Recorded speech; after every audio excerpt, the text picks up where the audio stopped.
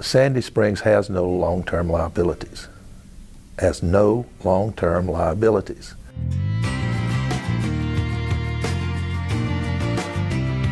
Local governments across the country are failing their citizens. Mired in debt and unfunded pension obligations, more and more cities are cutting services and raising taxes. According to the National League of Cities, American municipalities will likely face a shortfall of between $60 and $80 billion between 2010 and 2012. But in Sandy Springs, a city of 100,000 people on the north side of Atlanta, something extraordinary is happening.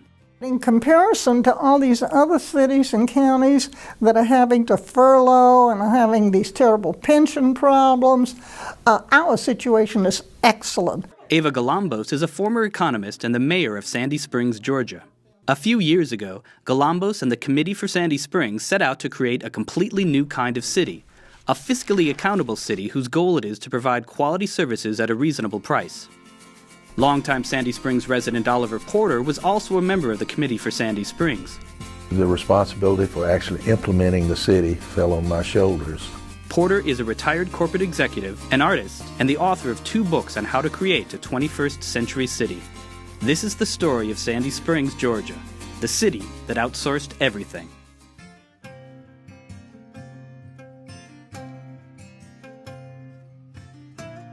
Five years ago, the Sandy Springs community was an unincorporated part of Fulton County, Georgia.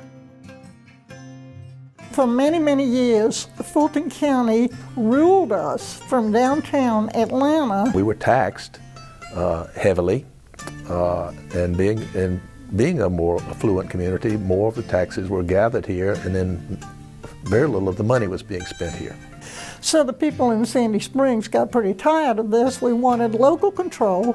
We wanted to have a voice in our own government, and we wanted to keep our local money at home. In Georgia, the state legislature must authorize a referendum before a new city can incorporate. In the summer of 2005, Sandy Springs' decades-long fight for independence finally paid off. The legislature was totally controlled by the Democrats, and as soon as the majority became Republican, we passed the bill to authorize the referendum in Sandy Springs, and it passed with 92% of the vote. Came up with the concept of using the private industry out of necessity because as a volunteer group we had no authority, no funds, no staff, and would not have any of those until the moment the city was formed, and at that moment we had to be a functional city. Sandy Springs incorporated on December 1st, 2005. The new city government contracted with the company CH2M Hill to pave the streets, pick up the trash, maintain the parks, and do virtually everything else we expect our municipal governments to do. The contract is not a single company, but it is a managing partner with a large number of subcontractors specializing in the areas. So they provide the internal functions of the admin, the finance, etc., and then they go out and they get subcontractors to do the other functions. And companies are good at managing that, better, it turns out, than governments are. Why did Sandy Springs choose a public-private partnership? For starters, CH2M Hill did its job for $25 million the first year. In a traditionally run city, those same city services would have cost $50 million. It's a big improvement over, I know, what Fulton County was before. A huge improvement. We have far exceeded any expectation that I had.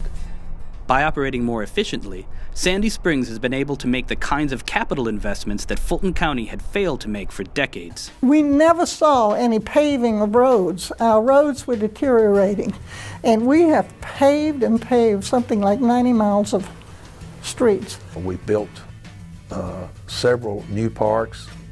Some of them have already won awards. This is rather new. I think it's been here for about a year. So this is a fantastic development for families. We have probably the most state-of-the-art traffic management system now, certainly in Georgia, maybe in the country. In terms of fuel and time, investing in a cutting-edge traffic control system has saved Sandy Springs motorists around $12 million over the past 2 years. Virtually the only things Sandy Springs doesn't outsource are police and fire services. But unlike so many other cities, Sandy Springs hasn't fallen into the pension trap.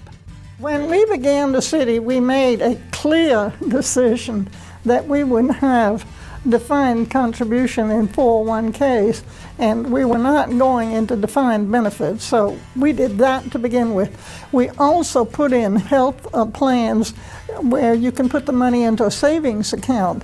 With no pension storm on the horizon, Sandy Springs is able to focus on giving the people what they want: high-quality public safety services. The 911 system that has been employed is certainly state-of-the-art, far superior to the county. Here, everything we do is a lot different. And many of the ideas and things that we do today come from our people. And we have paramedics that are just cutting edge. We have tools that are cutting edge. I've actually had to use them right after Sandy Springs became Sandy Springs. And they were in our house within minutes, and it was very comforting. So far, in the last 4 years, we've had 25 confirmed saves of people who basically had died, and we brought them back. And despite all its investments, Sandy Springs has managed to remain fiscally sound. Not only has the city been able to operate with no increase in taxes whatsoever on property taxes, but it has built a reserve and increased the capital programs throughout, while the remaining unincorporated portion of the county has actually increased its taxes. It is possible, if you're efficient, with that same millage rate to get something done. And I think that's the best proof that this model works. To me, the single most important public opinion survey was the first election held after the city was started, 4 years after it was started. And every incumbent that ran, the least vote one of them received was 84%. That's an amazing number. Since 2005, 4 other Georgia cities have incorporated, and Oliver Porter helped all of them implement the Sandy Springs model. Can existing cities realize the same kind of efficiencies by outsourcing city services? The difficult news, if you were trying to convert an existing city, is simply the political situation. You have existing employees, often unionized, who are just by nature going to be opposed to this. They're going to be concerned. I can see why the public employees are reticent, and nobody likes change anyway. Nobody likes change.